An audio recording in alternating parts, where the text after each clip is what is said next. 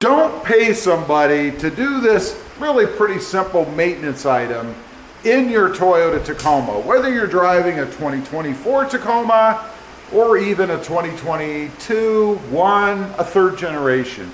It's pretty simple to do, and you should definitely do it yourself. I'm talking about the cabin air filter.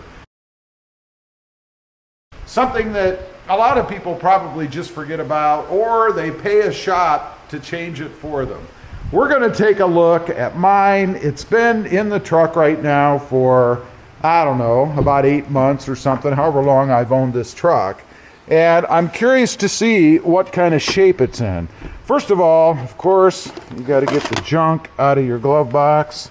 Little window breaker here, seat belt cutter, something cheap you can get that you're probably never ever going to use, but nice to have anyway. A little bit of dirt. We do get some dirt even inside the glove box. Now, to check this, if I recall, should be pretty easy. You notice you have the little push-in thing over here. You want to go ahead and pull that off. That's pretty easy. Set that aside.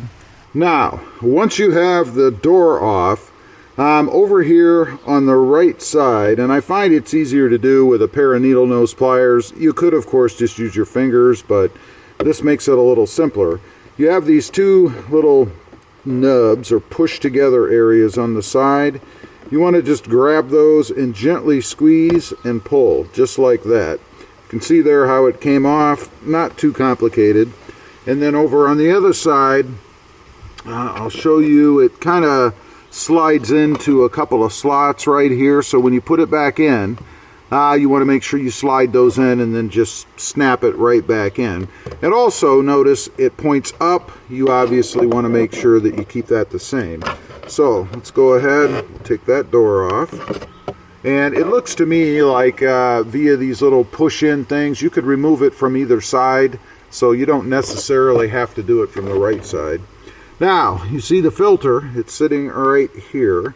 It does point up as well, so you want to pay attention to that when you put the other one or the new one back in. I'm thinking mine's not going to need a new one, but we shall see. I'm going to use the pliers again just to grab and pull. You could do it with your hand, it's not that difficult, but since I have them here, why not?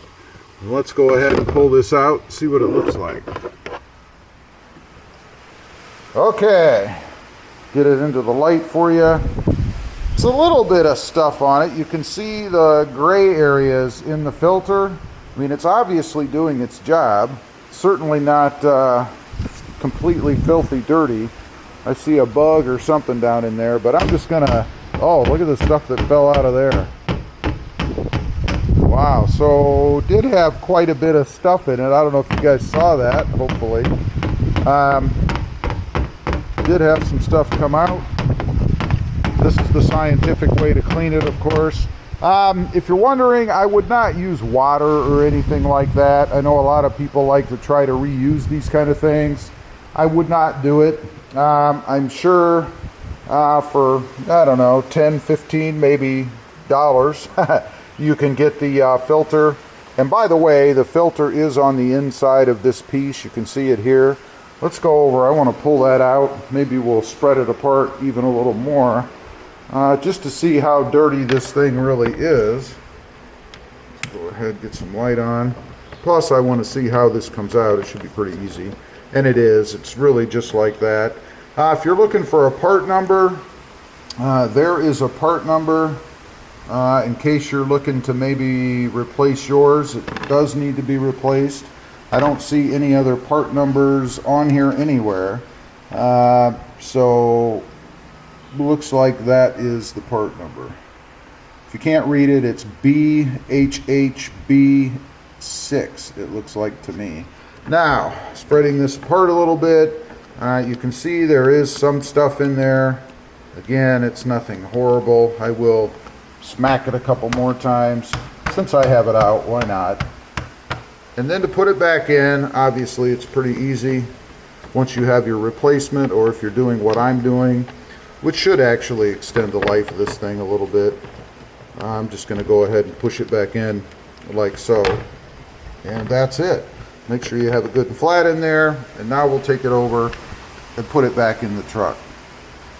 All right, to put it back in, not too complicated. You just want to slip it right back inside. There's a little bit of a, like it grabs on something when you put it in. You can feel it kind of grab in, I guess. Pretty easy. Then you want to take your cover.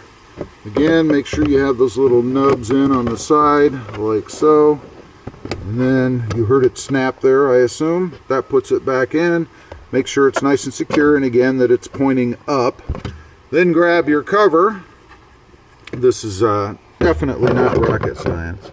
You want to go ahead and slip that back on like so, and it does have a little nub right over here on the edge. You can see right there. That's going to go in this slot right over here. So you want to put that in and then just snap it in just like that. Pretty simple to do, and as I mentioned, I would definitely not pay somebody to do that. I mean, they're going to charge you, I'll bet you they charge somewhere between probably 50 and 75 or even $100 to change that thing. And the part itself, again, probably, I'm guessing 8 to 15 bucks on the web. So you're going to spend an extra, what, $85 potentially to have somebody do what I just did? No way should you pay somebody to do that. It's crazy. Anyway, leave a comment. Let me know what you think of it. Pretty simple, I think. Just something to save you a little bit of money and give you a little bit of satisfaction. It's actually a maintenance item that you can do easily by yourself. Thanks for watching. Stay safe out there. Bye.